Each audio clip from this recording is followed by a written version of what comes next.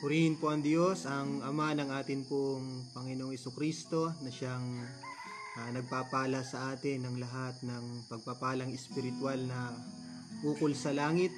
Salamat po sa Panginoon, ang Diyos na nagbibigay ng lahat ng kakailanganin po natin para makapagpatuloy tayo sa atin pong pananampalataya at maabot natin yung pangako ng Panginoon.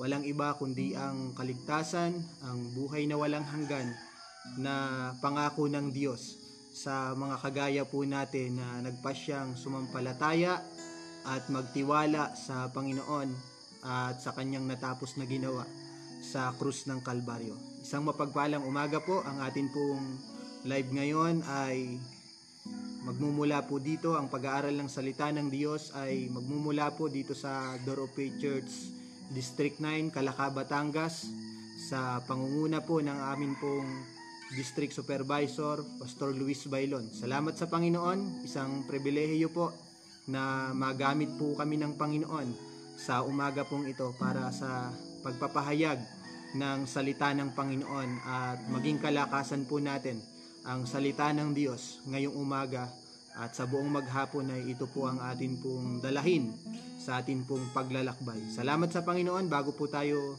sa pag-aaral ng salita ng Diyos, tayo po muna ay aawit sa Panginoon. Papangunahan po tayo ng atin pong kapatid, Brother Alpi Bulpa.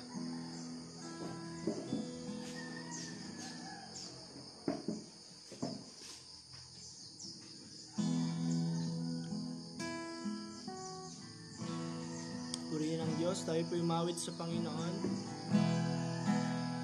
Awitin po natin, aming Diyos na mahabagin.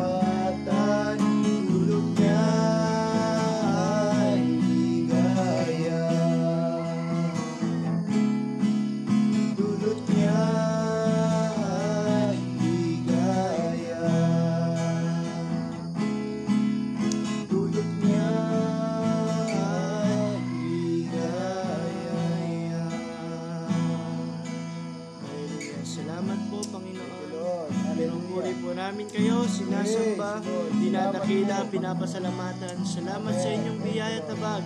Salamat sa inyong kadakilaan sa buhay ng bawat isa sa amin. Salamat po, Panginoon, sa umagang ito. Nagpapasalamat po kami sa inyong presensya. Salamat sa panibagong buhay na pinagkaloob niyo po sa amin. Salamat po. Patuloy niyo pong kilusin ang bawat isa sa patuloy naming pag-aaral ng iyong mga salita. Makatagpo namin kayo, Panginoon, at patuloy po namin kayo maranasan sa buhay ng bawat isa. Salamat po, Panginoon, sa inyo pong lahat ng papuri, pagsamba at pagdakila sa natatanging pangalan ng aming Panginoong Jesucristo. Amen. Amen. Sa Diyos pong lahat ng papuri.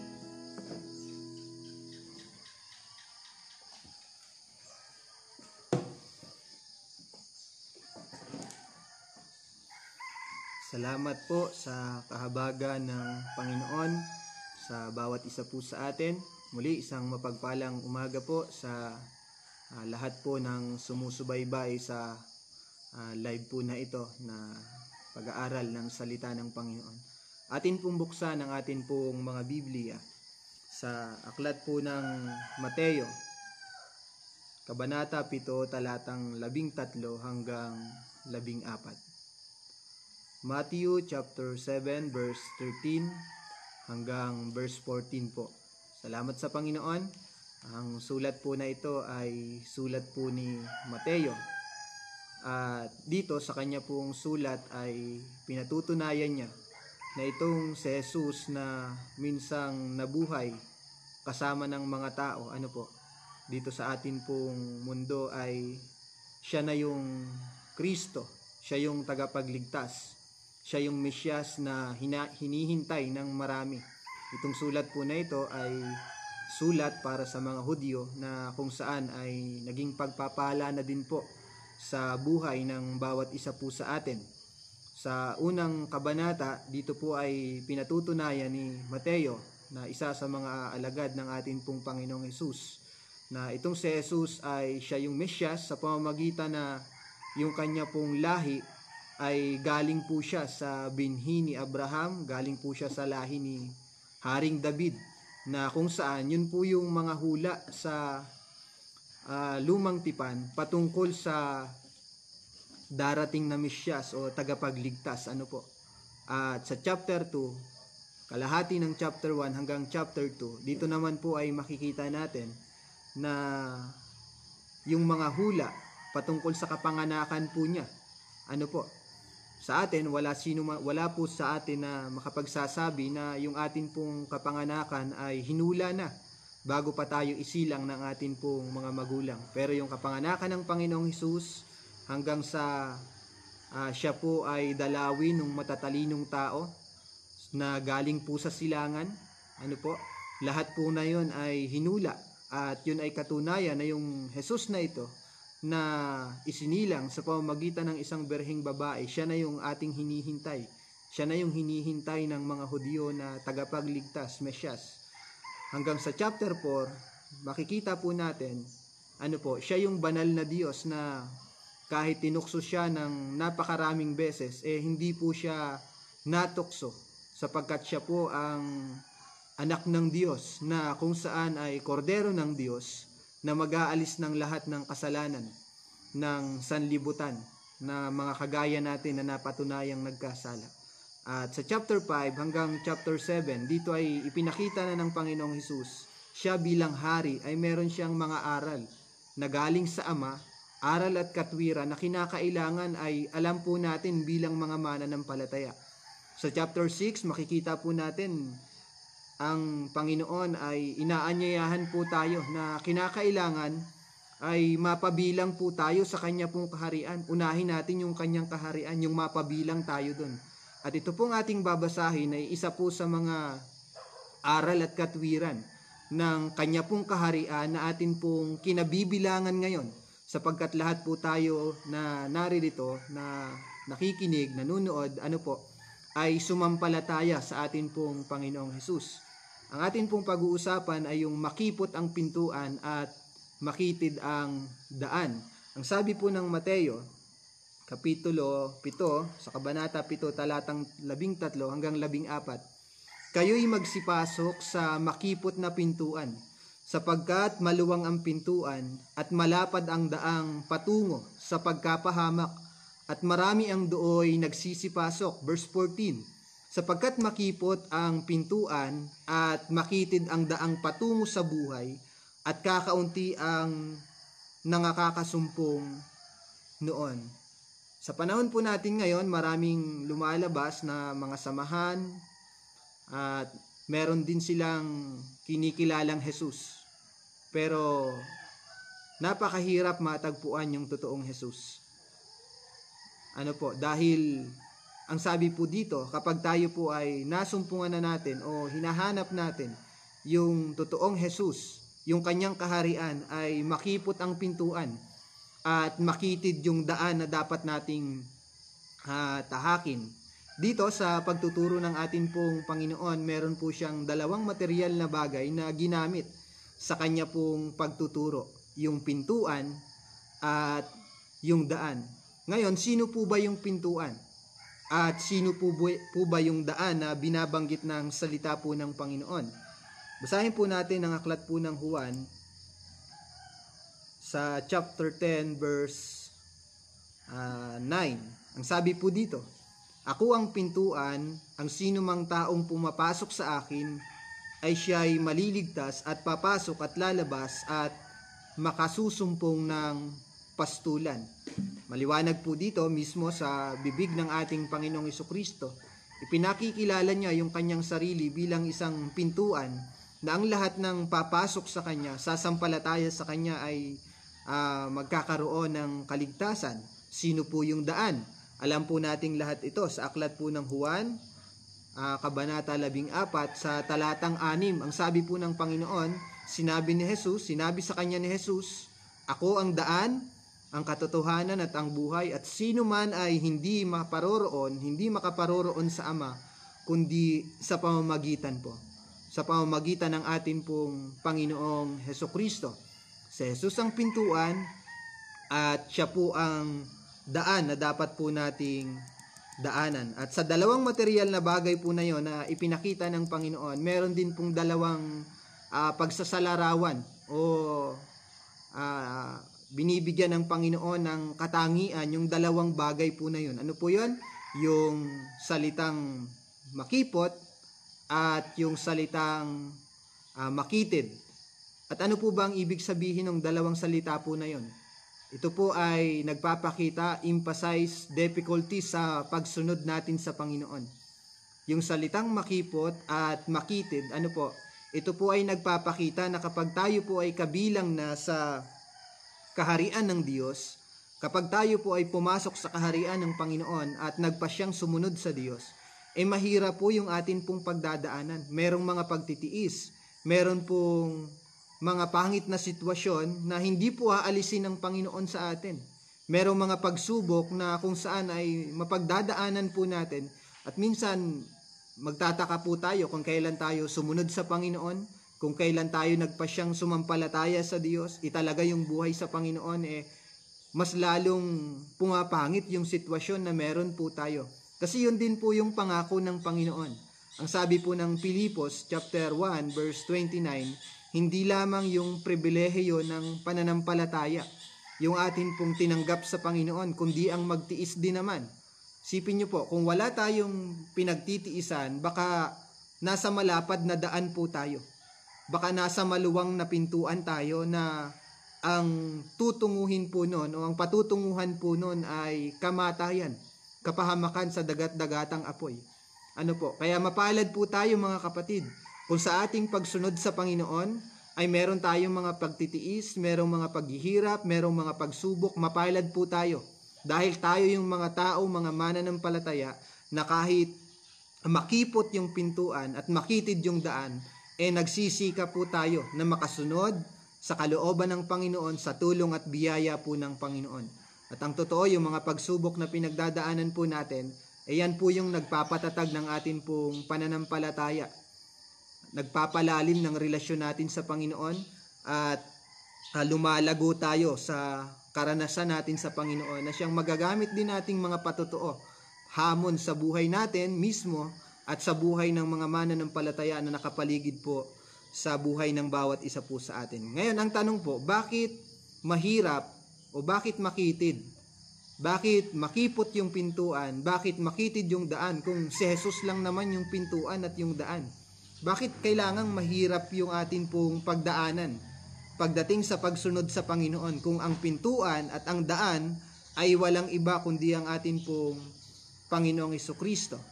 Ang akin pong isa na sa nakikita kung bakit mahirap yung atin pong pwedeng pagdaanan pagdating sa salitang pagsunod sa kaharian ng Panginoon, kinakailangan po ng pagtakwil sa atin pong mga sarili at pagsuko ng buhay. Nuulit ko po kung bakit po mahirap ang sumunod sa Panginoon, dahil kinakailangan mismo yung atin pong sarili, mga kapatid, ay itakwil po natin. Hindi na natin ito pahalagahan. At yung buhay natin ay isuko natin sa Panginoon ng buong buo. Kinakailangan ibigin natin ang Diyos ng buong puso, buong kaluluwa, buong pag-iisip at buong lakas po natin. Kinakailangan wala tayong itira. Ibigay natin lahat sa Panginoon. At mahirap po yun. Bakit po? Dahil nasanay po tayo bilang mga tao na tayo yung nasusunod sa sarili po natin. Kung ano yung maisipan natin, yun po yung ating gagawin. Kung ano po yung atin pong magustuhan, yun yung ating hahakbangan. Kung ano yung ating mga pangarap, yun yung gusto nating makamit, umaabot, ano po. Pero pagdating sa salitang kabilang sa kaharian ng Diyos, kinakailangan isuko po natin yung lahat po ng iyon. Hindi maaari na kapag nasa kaharian tayo ng Panginoon, tayo yung nagpapasunod dun sa hari. Ano po, kinakailangan tayo po yung masikap na sumusunod dun sa hari po natin. Walang iba kundi ang atin pong Panginoong Jesucristo, na siyang nagligtas at nagbigay ng buhay na walang hanggan sa atin na mga hindi po karapat dapat sa bagay po na yon. Ano po? Meron po akong babasahin sa aklat po ng Lucas sa chapter 9 verse 23 hanggang 24.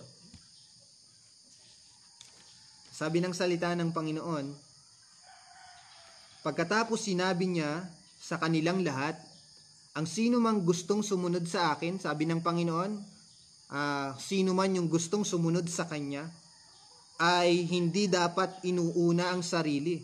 Ang sabi po dun sa ang dating Biblia, sa malalim na salin, ay kinakailangan ay itakwil natin yung atin pong mga sarili, hindi natin inuuna. At dapat ay handa siyang humarap kahit sa kamatayan, alang-alang sa pagsunod niya sa akin araw-araw. Kinakailangan handa tayong isapanganib yung buhay po natin.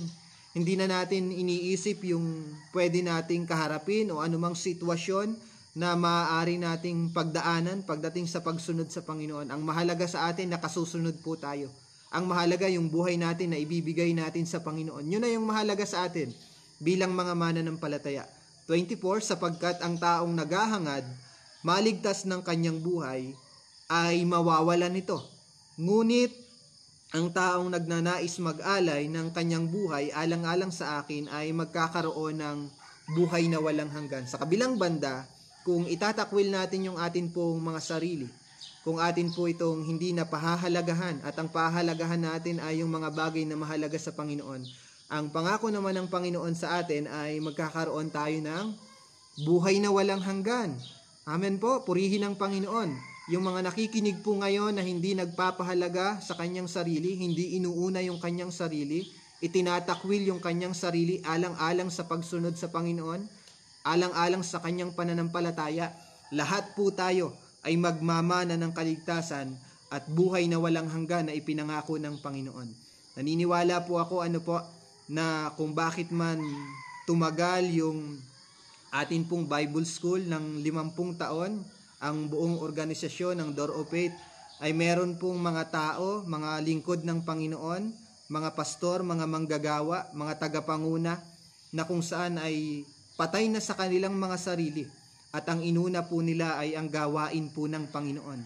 At ganun din po sa buhay ng bawat isa po sa atin. Kung gusto po natin na lumago o mas lumawak pa yung mga nasasakupan po natin, makaabot tayo ng maraming kaluluwa, patayin na natin yung atin pong mga sarili.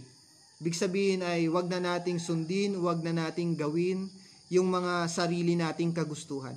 humakbang tayo sa kung ano po talaga yung ipinapagawa ng Panginoon para sa atin, para makaabot po tayo ng maraming kaluluwa at lumawak pa yung kaharian ng Diyos, yung nasasakupan ng ating pong Panginoong Hesukristo. Ang sabi po ng Lucas, chapter 14. Luke chapter 14, verse 25. Sabi po dito, maraming tao ang sumusunod kay Jesus, hindi po kakaunti, Maraming tao ang sumusunod kay Jesus sa paglalakbay niya papuntang Jerusalem. Lumingon siya at sinabi sa kanila. Verse 26, ang sino mang nais sumunod sa akin, pero mas mahalaga sa kanya ang kanyang ama, ang kanyang ina, asawa at mga anak, mga kapatid at maging ang kanyang sarili ay hindi maaaring maging tagasunod ko. Maliwanag po yan. Kinakailangan mas mahalaga sa atin ang Panginoon.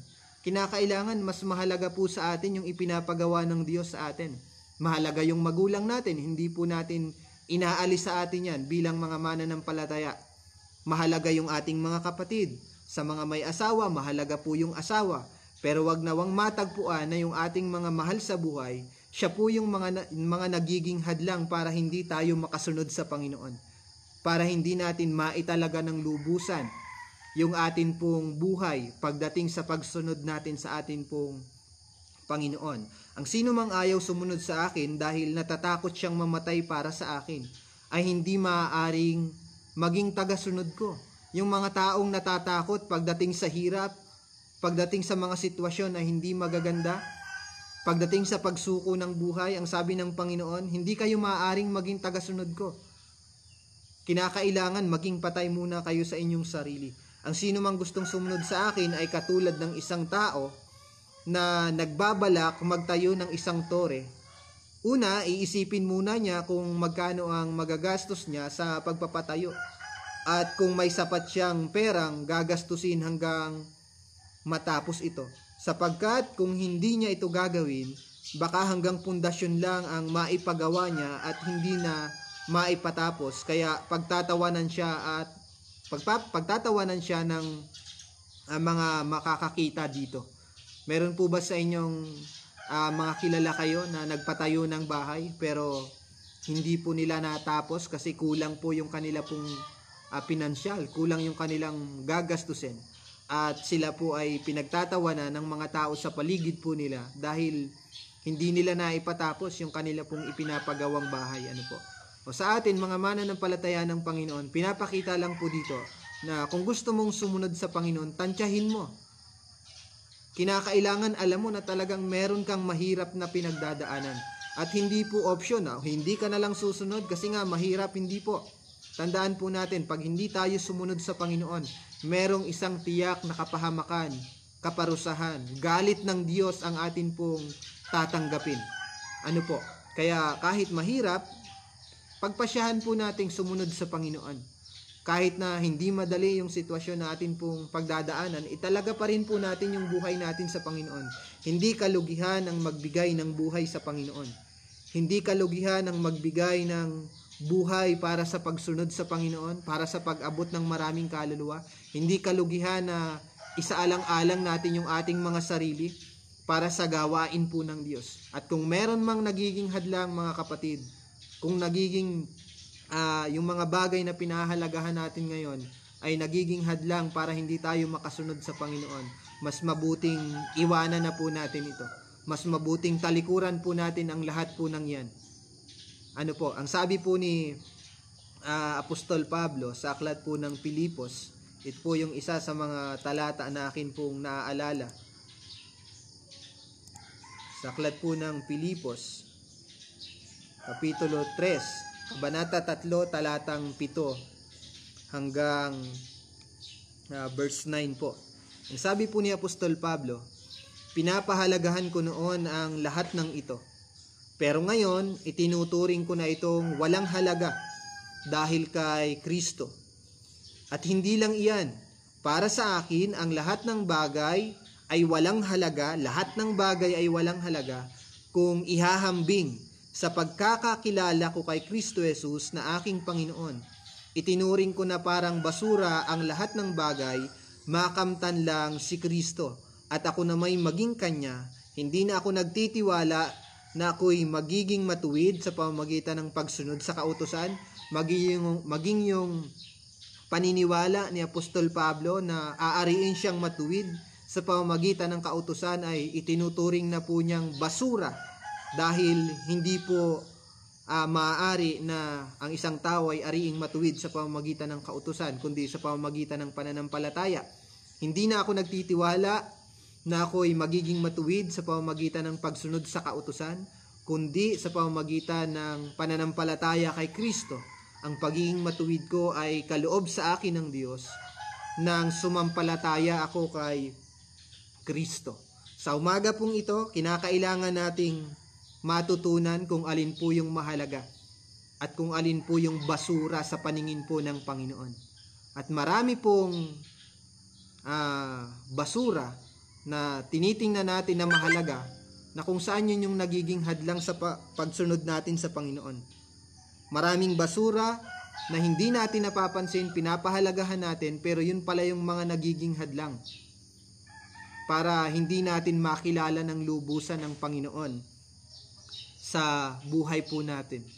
Maraming mahalaga na sa tingin natin, pero ang totoo, basura yun sa harapan ng Diyos. Kasi nagiging hadlang sa hindi natin lubusan pagtatalaga ng buhay sa Panginoon. Kaya kinakailangan bilang mga mananampalataya, alam natin yung mas mahalaga at alam natin yung basura sa paningin ng atin pong Panginoong Hesukristo. Para lubusan nating masunod ang Panginoon. Para lubusan tayong makapagtalaga ng buhay sa Panginoon. Yun lang po yung nakakalungkot sa henerasyon po natin ngayon. Hindi na natin malaman kung alin yung basura at hindi na natin malaman kung alin talaga yung mahalaga.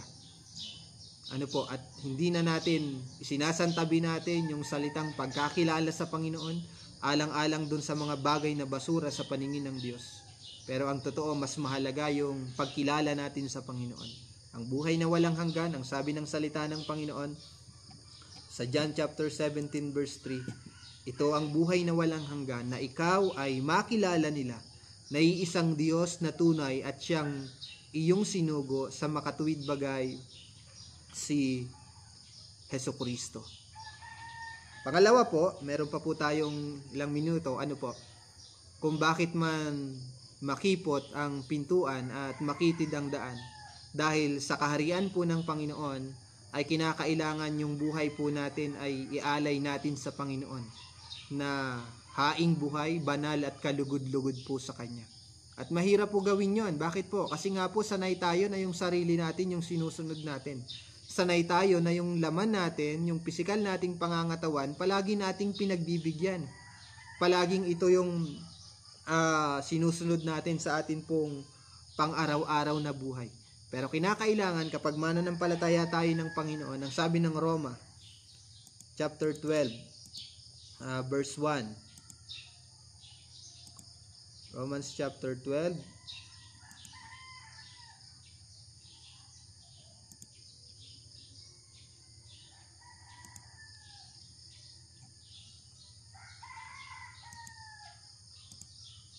verse 1.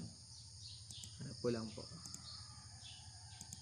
Ito po, ang sabi po niya, kaya nga mga kapatid, ang sabi po ni Apostol Pablo, nakikiusap ako sa inyo, alang-alang sa maraming pagkakataon, kinaawaan tayo ng Diyos, ibigay ninyo sa Kanya ang inyong mga sarili bilang mga handog na buhay, living sacrifice, banal, holy, acceptable, kalugod-lugod sa Panginoon, na ito yung ating tunay na pagsamba sa Kanya. Tandaan po natin kung ano yung atin pong sinusunod ay nagiging alipin po tayo nito. At tayo dapat mga mananampalataya bilang mga sumasamba sa Espiritu at sa katotohanan, handa tayong iwanan yung mga nakasanayan nating uri ng pagsamba. At ang pagsamba na gusto ng Panginoon, yung buhay natin ay ibigay natin sa Panginoon ng yung buhay natin ay bilang isang handog na buhay, banal at kalugod-lugod sa Kanya. Hindi natin ginagamit yung buhay natin sa paggawa ng kasalanan, hindi natin ginagamit yung buhay natin sa gawaing masasama, kundi humahakbang tayo sa gawang mabuti. Sabi po ng salita ng Diyos sa aklat ng Roma, chapter 6, verse 14, panghuli na lang po, ang sabi po dito, huwag na ninyong gamitin ang alinmang bahagi ng inyong katawan sa paggawa ng kasalanan. Sa halip, ialay ninyo ang inyong sarili sa Diyos bilang mga taong binigyan ng buhay, ng bagong buhay. Ilaan ninyo sa Diyos ang inyong katawan sa paggawa ng kabutihan. Talon po tayo sa verse 19. Ginagamit ko bilang halimbawa ang tungkol sa mga alipin para madali ninyong maunawaan ang ibig kong sabihin. Nung unay nagpapaalipin kayo sa karumihan at kasamaan at naging masama nga kayo. Ngayon na may magpaalipin kayo sa kabutihan para maging banal kayo. Kung dati, yung buhay natin ay alipin ng kasamaan, alipin ng kasalanan, pero ngayon, kinakailangan bilang mga mananampalataya, kabilang sa kaharian ng Diyos, kinakailangan yung buhay po natin ay ipaalipin natin sa kabutihan. Kabutihan sa paningin ng Panginoon, kabutihan na walang ibang itinataas kundi ang pangalan ng ating pong Panginoong Jesucristo, kabutihan na kung saan na magagawa nating iala yung ating buhay sa Panginoon na banal at kaaya-aya, kalugod-lugod sa harapan ng ating pong Panginoong Jesucristo. Purihin ang Panginoon, makipot ang pintuan, makitid yung daan na pwede po nating pagtahakin pagdating sa pagsunod sa Panginoon. At paalala lang po, wag po tayong gumawa ng ibang daan. Dalawa lang po yan. Makipot, makitid, tapos yung isa maluwang, malapad. Wag tayong gumawa ng medyo malapad, tapos medyo makitid lang. Ano po yon? Yung sumusunod ka sa Panginoon o uma-attend ka sa tuwing Sunday, pero ang totoo niyan, meron kang mga bagay na ginagawa na kung saan ay lumilihis. Tinatawag po na middle road. Ano po? Gumagawa tayo ng ibang daan. Middle road, consider po yon na malapad at maluwang na daan na kung saan ay patungo po yon sa isang tiyak na pagkapahamak. Ano po? Kaya purihin ang Panginoon, sa Diyos ang lahat ng papuri, sa ating pagsunod sa Panginoon. Marami pa po tayong tatahaking may hirap na sitwasyon. Pero tulungan tayo ng Panginoon sa biyaya, sa tulong ng Panginoon, sa kahabagan ng Diyos ay magtagumpay po tayo. Hanggang sa muling pagbabalik ng Panginoon ay madatnan niya po tayo na lumalakad sa kabanalan, walang kapintasan at maisama niya tayo sa langit na bayan sa panahon na itinakda po ng atin pong Diyos at Panginoon. Purihin ang Panginoon, tayo pong lahat ay manalangin at magpasalamat sa Panginoon. Hallelujah, hallelujah. Salamat po Diyos, pinupuri po namin kayo, pinasasalamatan po namin kayo, aming Ama. Salamat sa kabutihan nyo, sa katapatan po ninyo sa amin. Salamat sa pagkatawag po sa amin. Salamat sa pagkapili sa amin. Salamat sa kaloob ng pananampalataya. Salamat Panginoon, hallelujah, sa lahat ng mga pinagdaanan po namin Panginoon. Makipot, makitid ang daan, makipot ang pintuan Panginoon. Pero alam po namin sa dulo po nun ay may buhay na walang hanggan aming Ama. Aanhin po namin yung kagaanan sa paglilingkod. Aanhin namin yung kaginhawahan Panginoon sa buhay na ito. Pero ang dulo nun ay kapahamakan o Diyos. Kaya salamat po sa bawat mga paglilingkod na merong kalakip na pagsubok at pagtitiis. Panginoon, salamat dahil ito yung nagpapatatag ng amin pong pananampalataya, Panginoon. Maraming salamat po. Pagpalain nyo ang lahat ng mga kapatid na sumusubaybay, Panginoon, sa pag-aaral ng salita ng Diyos ngayong umaga, Panginoon. At nawa, O Diyos, yung mga salita namin pong mga napagbulay-bulayan, taglayin po namin ito sa buong araw at gamitin po namin sa lahat ng aspeto ng amin pong paglilingkod, Panginoon. Maging kalakasan po namin ng inyo pong mga salita, aming Ama. Pagpalain po ninyo ang kabuuan ng Door of Faith organization, O Diyos. Salamat, Panginoon. Kayo po ang patuloy na magtagumpay, Panginoon, at tulungan niyo pong palagi ang organisasyong ito, Panginoon. Kayo ang palaging maitaas, kayo ang palaging mapapurihan, aming Ama. Sa mga namumuno, Masaredo family, pagpalain niyo po yung kanila pong mga buhay, aming Ama. Hallelujah. Hindi madali yung ministeryo na pinagkatiwala po ninyo sa kanila, Panginoon. Pero alam po namin na kung kayo po ay amin pong kasama, O Diyos, ang lahat po ng bagay ay amin pong magpagtatagumpayan sapagkat kayo ang siyang nagpapalakas sa amin, aming Ama. Salamat po, pagpalain niyo yung buhay ng mga kapatid. Pinagpapala din po namin ang amin pong tagapangunad sa lugar po na ito, Pastor Luis Bailon, Panginoon. Kayo po ang siyang magpala sa kanya pong pisikal na pangangatawan, O Diyos. Higit sa lahat ay sa aspeto ng paglilingkod, Panginoon. Maraming salamat po. Sa inyo po ang lahat ng papuri. Kayo po ang aming maging kalakasan sa buong maghapon.